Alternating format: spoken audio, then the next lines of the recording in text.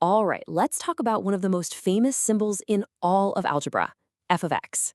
Now, I know it can look a little intimidating, but I promise you by the end of this, you'll see it's actually a really simple and pretty clever tool that makes math a whole lot easier. So, to really get why we even need something called function notation, we've got to start with a super common problem in algebra.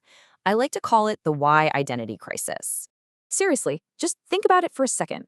In your math class, how many different equations have you seen that all start with Y equals? A ton, right? And that's exactly where things start to get confusing. Look at these two equations. If you graph them, you get two completely different lines. So if I were to ask you, hey, find the value of y when x is 2, you'd have to stop and ask, which y are you talking about? The first one or the second one?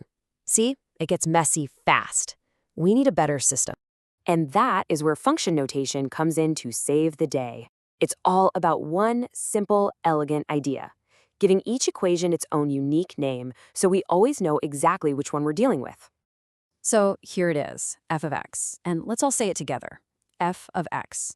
That's the key. This is absolutely not f times x. Think of it as just a name.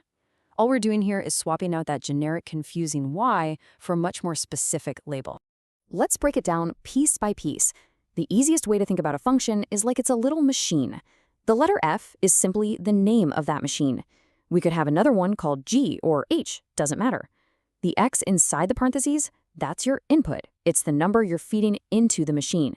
And the whole symbol, f of x, represents the output, the final result that comes out. In other words, it's your y value. So if you remember just one thing from all of this, let it be this. Function notation is not multiplication. It's just a name tag. It's the difference between calling two different people human and calling them Fred and Frank. That little bit of specificity is what makes it so powerful. Okay, enough theory. It's great to talk about it, but this stuff really clicks into place when you see it in action. So let's dive in and put it to work with a few examples. Let's start with a basic translation. If you see this statement written down, f of 3 equals 10, what does that actually mean in terms of a graph? What are the coordinates of that point? It's this simple. The number inside the parentheses is always your input, your x value. So here, x is 3. The number on the other side of the equal sign is the output, your y value. So y is 10. Put them together and the ordered pair is just 3, 10. See? It's just a very compact, neat way of giving you a coordinate point. Okay, now let's try it in reverse. Let's say we know a graph passes through the point 5, -2. How would we express that same piece of information using our new notation? You just follow the pattern. F of input equals output. In this case, our input is 5 and our output is -2. So you just write f of 5 equals -2. It's a direct translation, plain and simple.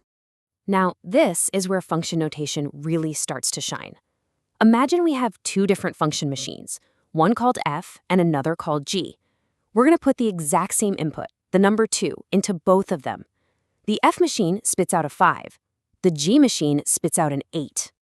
And now we can make comparisons with total clarity. There's no more asking which y is bigger. We can state very clearly that g of 2 is larger than f of 2.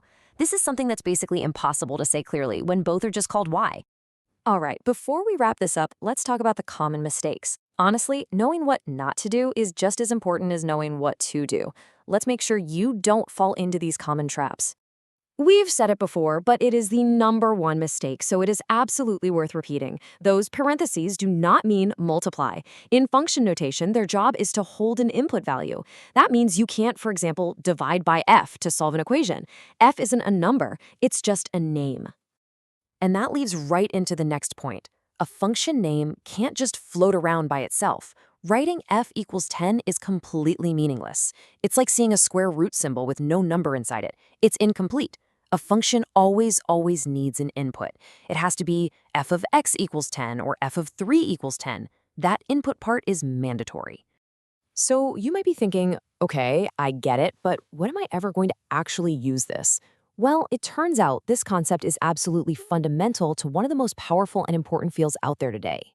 And this isn't just an analogy, it's literal. In computer programming, this is exactly how functions work. A programmer writes a function, gives it a name like calculate tax, that takes an input like price. The code then calculates the tax of the price. If they wrote calculate tax price, the program would crash. The logic is identical to what you're learning in algebra right now. And that's really the bigger picture here. Learning these structures in algebra is like learning the grammar for the language of technology itself.